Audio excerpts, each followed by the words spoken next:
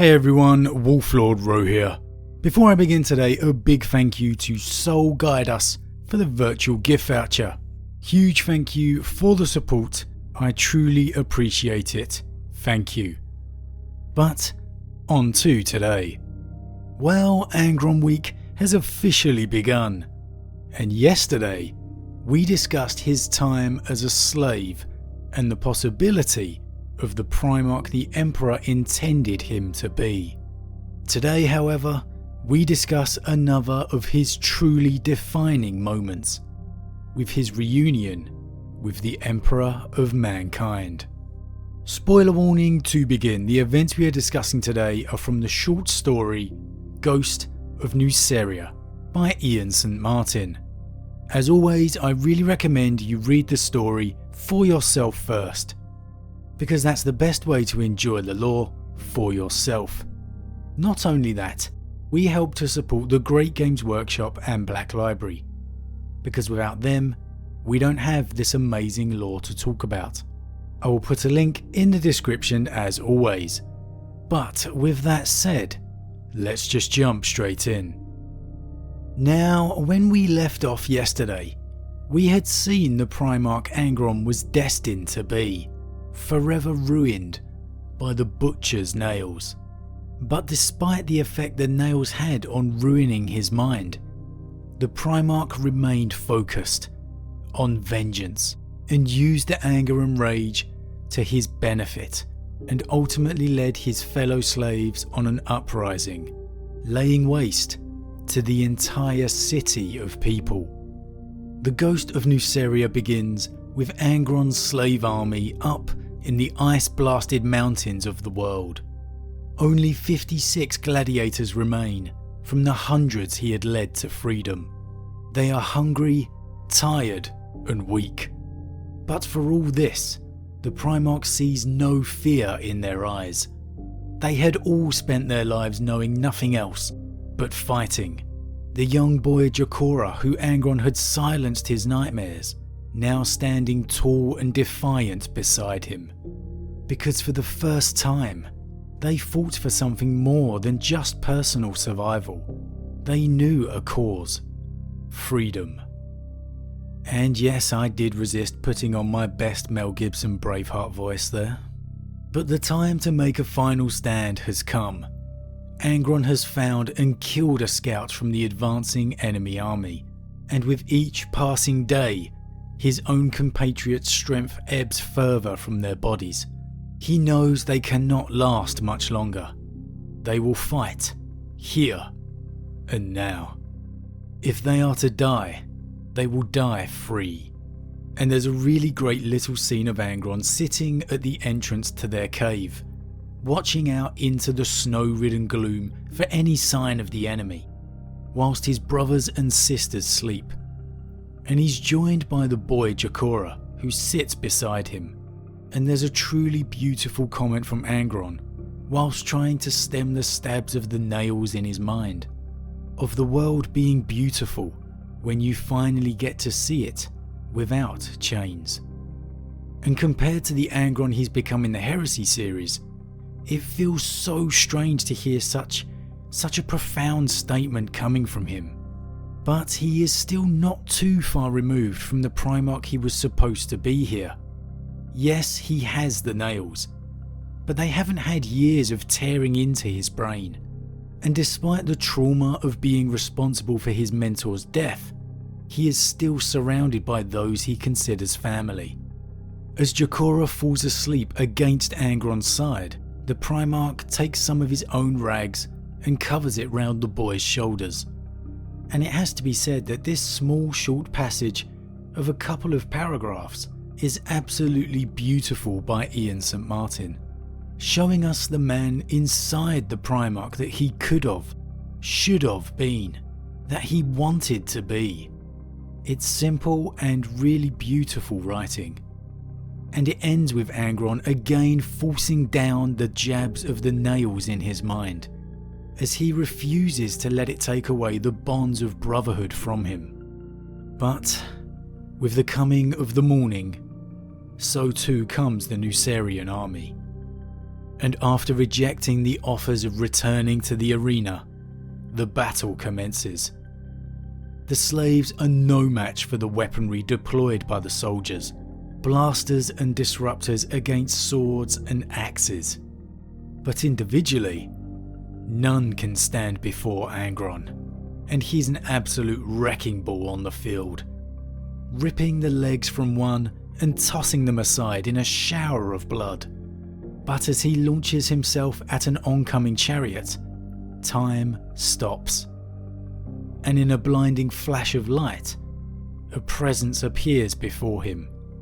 The master of mankind has come. What have they done to you? The voice was thunder and ice in his brain. Angron's nails bit deep, punishing him and the invasion, demanding that he kill the speaker, and then everything else. Who?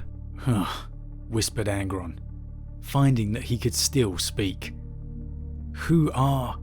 I am the Emperor, and you are coming with me. Where? Beyond this place, to the stars. My brothers, gasped Angron. My sisters. I won't abandon them. They and this planet are no longer your concern. No. Whatever it is you want of me, I refuse. My place is here, with my true kin. I fight here. I die here. The voice was silent for a moment. Angron almost sensed regret in the thunder that echoed through his mind when it spoke again. Then, I am sorry. And with that, the Emperor transports Angron aboard his flagship. Surrounded by golden armoured custodies, Angron immediately rips one in half in the blink of an eye, with his bare hands. Let me repeat that again. Angron rips one of the custodies, fully armoured, with his bare hands in half. I think that ends the Primarch versus Custodies debate. Now I'm going to wait until the end to truly break this down and give my reflections. But that first line from the Emperor is so telling. The first words Angron hears from his father. What have they done to you? Back to the story. Before Angron can continue any further, he falls to his knees in pain, as the nails rail against the Emperor's psychically sent word. Cease. And only then, finally does Angron see the figure within the glowing light, laying eyes for the first time upon the Emperor of mankind. The Golden Warriors backed away in an instant, parting to allow the Emperor to come closer. Angron snarled, the very proximity of the entity causing his nails to bite. Where am I? He managed to hiss between clenched teeth. You are on my ship, away from the planet. My brothers, Angron glared up. My sisters. Where? What has been done to you is regrettable. What transpired below was regrettable. But we have not the time. You are meant for far grander things than a mere servile war. The arrogance of the voice roused Angron's ire to boiling. If you are so mighty, why not help us? Why not step down from your golden palace here, down into the mud, where the real struggle is borne out? Instead, you rip me out from my destiny, from the only chance I ever had to grasp serenity, to fall a free man beside those with whom I twisted the rope and cast off the shackles. Because I am the Emperor, and my eyes are set upon this galaxy, all her stars and worlds, and not simply the wars of tyrants of any single one. So shall your eyes be set, as you take up the mantle you were brought into this life to bear, the mantle of Primarch, to command your legion and unite the stars beneath my banner.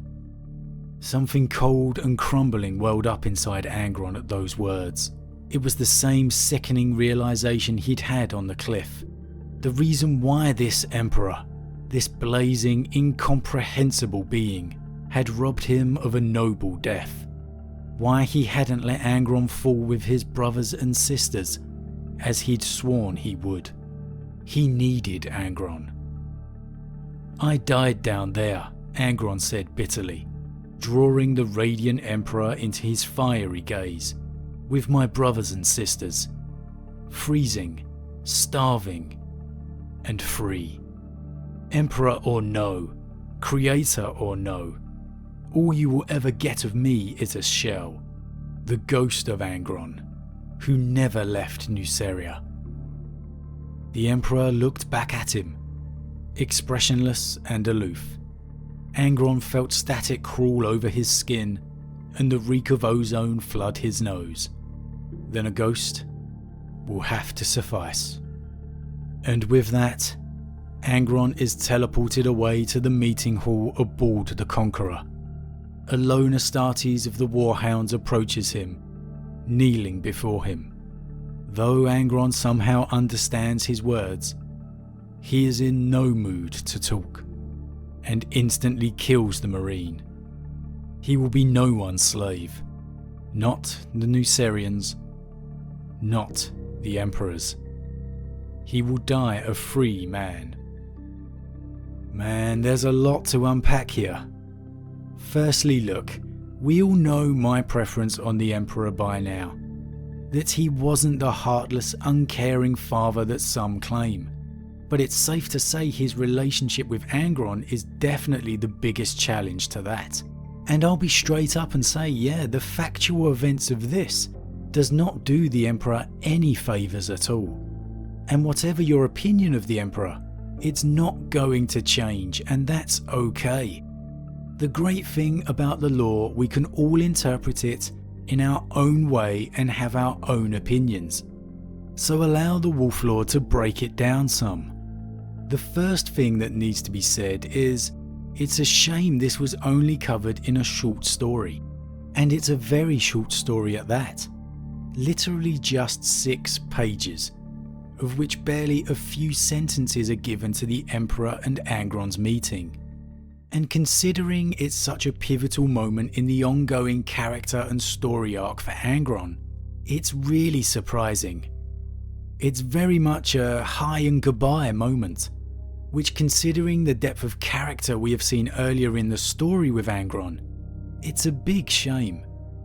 I hope very much this gets expanded upon in the future, because it's far too rushed here. Ian St. Martin crafted a truly intriguing character from Angron, and this particular scene truly deserves to be given a bit more attention, because it's fundamental to the progression of Angron's story arc. A story of a demon-elevated Angron looking back upon this moment between bouts of overwhelming rage would be truly fascinating. Of course it'd be one-sided, but that's what we get here. You have to keep in mind that this story is very much from Angron's point of view. All Black Library stories are generally written from one point of view, and especially in relation to the Emperor, you are given the reflection of him from that viewpoint, which has always been the misconception regarding the Master of Mankind novel. It was the Emperor as the Custodes see him. It's not wrong, it's just a particular perception. And there's no denying the facts of what transpired. Angron was saved against his wishes, and sent to lead his legion without choice. And we have 2 very contrasting emperors to me. The voice that comes to Angron upon the surface, and then the one within his flagship. First, upon the surface, the "what have they done to you" opening line. That line certainly doesn't strike me as an uncaring soul. It's a sympathetic line. If you were to find anyone you cared about who had been imprisoned or hurt by others, I think many of us would find ourselves uttering the same words. And just listen to the Emperor's words in that initial greeting. "I am the Emperor, and you are coming with me." Is he a tyrant taking a weapon of need before it is broken like always assumed? Or Is he a father saving a son from certain death? Or does the truth lie somewhere in between? Where, beyond this place to the stars, they and this planet are no longer your concern. Now this comes across to me like the Emperor just wanting to get Angron away from Nuceria. And if this wasn't the Emperor of mankind talking, because let's be real here, no father would leave a son to die just because they wanted to out of some sense of honour, it would be fine. But because it is the Emperor of mankind, the question then gets asked, why doesn't the Emperor send down his troops to help the slaves revolt? And indeed, Angron asks it himself. And no doubt this could have possibly been a way of appeasing Angron. But for me, the Emperor is of the mind that the damage has already been done. He just wants to get Angron away from Nuceria. Yes, other Primarchs have led a slave revolt, Corax for example, but the key difference is, they had already achieved success by the time of the Emperor's coming. The Emperor here had a very different situation of having to save one of his Primarch's lives. The voice was silent for a moment. Angron almost sensed regret in the thunder that echoed through his mind when it spoke again. Then, I am sorry. It's pretty clear here the Emperor knows Angron isn't going to be happy with being taken away from the battle. But honestly, like I said, what choice does he have? As a father or an Emperor, a father wouldn't leave his son to die, and the Emperor wouldn't leave a Primarch to die either. He created them specifically to help him in uniting the galaxy. But then we get the Emperor aboard the flagship. And to me, this is where it really feels too rushed. I think, as this story is from Angron's perspective, that what we see here is in being brought away from the surface, is Angron's mind hardening, the nails taking effect and the anger rising. Everything Angron has held onto is dying a free man. And thus the view we get of the Emperor hardens also.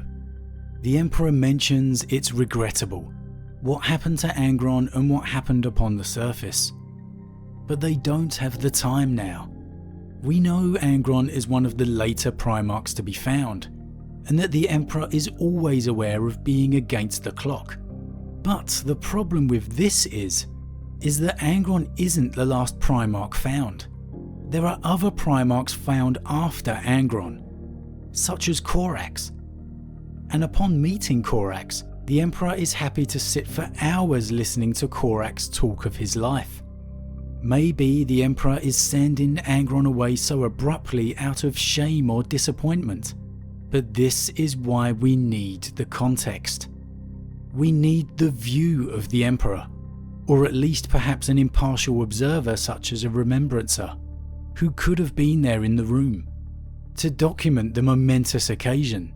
Because okay, you can say this is the uncaring Emperor who only sees the Primarchs as tools, and just looking at the scene aboard the flagship you wouldn't be wrong. The problem is, compared to the scene before with Angron upon the surface, and compared to the Emperor meeting other Primarchs, even after this moment, it doesn't add up. As I said, the Emperor appears to me to be a completely different person than the one before, as if Angron's mind and perception has hardened with anger at being taken away from the surface, and thus that's why we see the Emperor harden too, which could be exactly what we are meant to see. But that is why I say we need another perception of this encounter, sadly one I don't think we'll ever get. But admittedly, the biggest red flag for me is the fact that he just teleports Angron away to his legion after barely a few lines. This just doesn't make sense with everything we know of the Emperor and the Primarchs. Not simply for the fact Angron obviously just starts killing all the World Eaters, or Warhounds as they are then known. He doesn't even know who they are, because every Primarch always returned to Terra with the Emperor once they were reunited. before being given their legion. Whether you believe in the caring emperor or the aloof, uncaring one. Even Jagatai and Conrad, who were found 15th and 16th, as opposed to Angron's 17th, went to Terra and spent time there. And the Emperor didn't exactly have good relationships with those Primarchs either.